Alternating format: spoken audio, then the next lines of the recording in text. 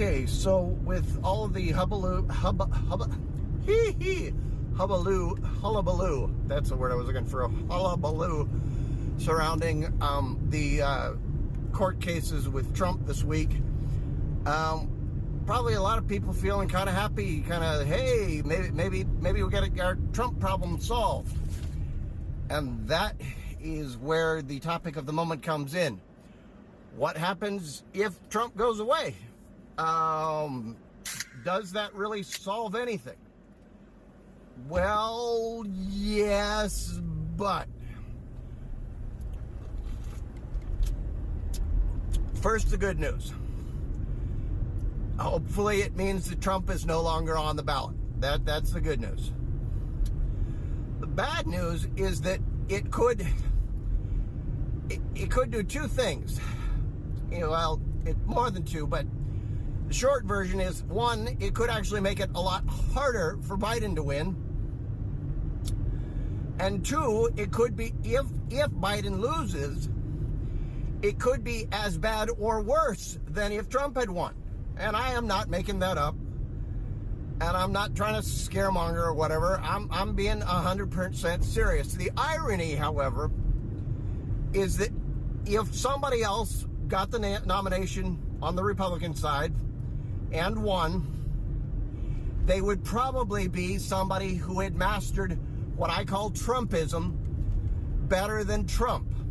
Trumpism, in case you hadn't figured it out, is just Trump's version of fascism. I mean, it's fascism through and through, but it's got a few little extra money laundering, a little bit of extra sexism, a little bit more racism towards Mexicans and those south of the U.S. border, as opposed to Jews, but still maintaining Jewish bigotry and anti-Semitism. Don't get me wrong; it doesn't get rid of those.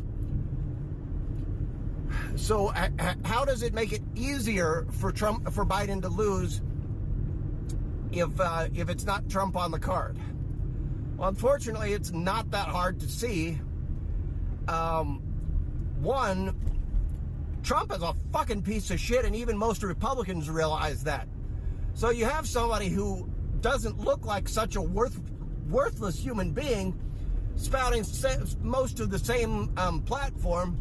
Guess what? All of a sudden, you have people who were never Trumpers going, well, it's not Trump anymore. Okay, I'm back. The other thing is I said before that Biden beats Trump on absolutely every measure imaginable. The same does not apply if you put somebody else in there. Now, admittedly, he's still better than almost anybody else on most measures. But there's some things, like, I'm just going to say it, age, where, yeah, if he's going against Trump, they're basically the same age. It's a